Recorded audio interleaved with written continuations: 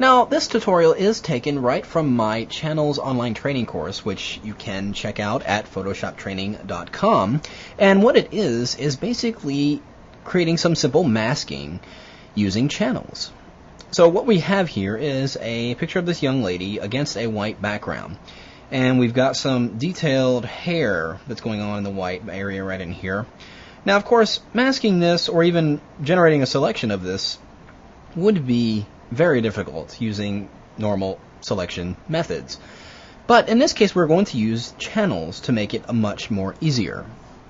So, looking at this image, I'm going to go into my channels palette right here, and we're going to look at each one of our channels and look for the one that has the most contrast to our background. Now, our background, of course, is white, so virtually anything is going to be contrasting in it. We want to look for the greatest degree of contrast. We'll start with the red channel here.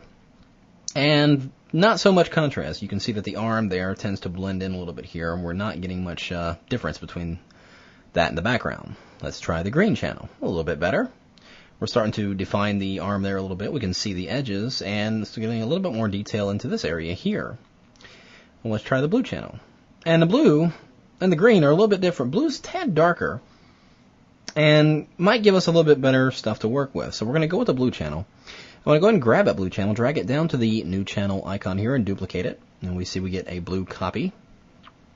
Now, working on that blue copy, first thing I'm going to do is actually bring up my levels dialog by pressing Command or Control L. And in the levels dialog, I'm going to go right here into the black slider here, the shadow slider, and push it all the way in until I'm almost getting rid of all that detail in this shape here, in this figure. Not all the way, because if I go too far, my edges are going to get really sharp and really not so. It's going to be real blotchy, and I don't really want that. So I'm going to go just about this far, and then I'm going to hit OK. I'm going to go ahead and paint in the rest of this area. I'm going to go over and get my paintbrush tool, and we're going to make sure we're using a hard edge brush, relatively good size, about 90 pixels is pretty good. Painting with black, I'm just going to go in and fill in those areas right in the middle of that image. Now, these areas that are near the edge, like right in here, I could, be really careful and go right in there and get those edges. Well, I'm going to make it easier on myself by going and changing the blending mode of my brush. Not the blending mode of the layer or anything like that, but the brush itself. I'm going to change to overlay. And what that's going to allow me to do is from the moment I click, like if I'm painting with black, and from the moment I click in a certain area, it's going to maintain painting that color in only that range of tone. For instance, if in this gray area of the arm here, if I'm painting with black in overlay mode, when I click once, it's going to start laying down black in those areas. But I'm still clicking and holding down. I'm going off the edge here, and you can see it's not affecting the white area because of the blending mode that it's in.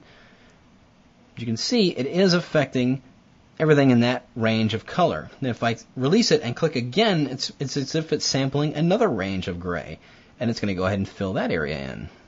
So I'll just do that around those edges, and I can not be as careful and not have to worry about myself going outside the lines or anything like that. Let's paint in these areas here, and I can do the opposite of that. If I hit the X key and flip the foreground and background colors and click and sample white, and then go into this area, you'll see that it's not really affecting my black areas at all. It's only going to get rid of those areas I really need. Now, once I've painted these areas in, now of course, an alpha channel, when you generate a selection from an alpha channel, it's the white area that's going to be your active selection, and the black area will be unselected. Well, obviously in this case, that would be the opposite. Right now, if I activate this channel as a selection, it's going to select my background area, because that's white. Well, I don't want that. I want the subject selected. So I'm going to invert this channel simply by pressing Command or Control I. And there it has flipped it. It's flipped the values, making the white area my subject, which will be my active selection. Now, there are some areas outside of there that I could fine-tune with the black paint. So I'm just going to make black my foreground color. And I'm just going to paint these areas in. Again, I'm painting in the overlay mode. So when I click once in that area, it's only going to paint black those gray areas that match that tone where I initially clicked. So we'll just fine-tune that just like that. Now I'm going to load this channel as a selection. I'm going to hold down my Command key and simply click directly on that channel. Now, of course, I could go under the Select menu and go to Load Selection. And there is the blue channel copy. Let's hit OK. Let's go back into our composite channel, back into our layers. There's that active selection. So I'm just going to press Command or Control J to copy this to its own layer. And you can see, by first look, we've got a pretty good mask here. You can see through the hair and everything like that. But let's put a background color behind here and see what we've got. I'm going to go here into the color picker and let's get a kind of a bluish color here. I'm going to fill that layer behind it. Now you can see what's going on. We've got kind of a halo glowing effect going on here. And that's because of the white background it was on. It's picking up a lot of the anti-aliasing that was kind of around that graphic. No matter how tight the mask was, it's going to pick up some ghosting there. So one way to get rid of that is if I activate that layer, I can go under the layer menu, go down to matting. Now this is a long menu, it goes right off camera here or right off your view, but right here at the very bottom it says remove white matte. If I select that, watch what happens to my image. You can see that a good deal of that, if I undo that and redo it, you can see a good deal of that white area has been removed, but not all of it. Now one way around that is, of course, on that active layer, I'm going to go over and get my burn tool, which is right here, and set to midtones at about 25%.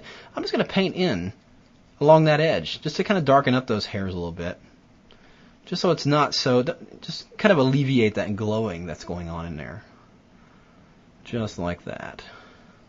So now it's not looking like it's floating off there, or if it's been, poorly masked or anything like that. We're just kind of giving it a little bit more.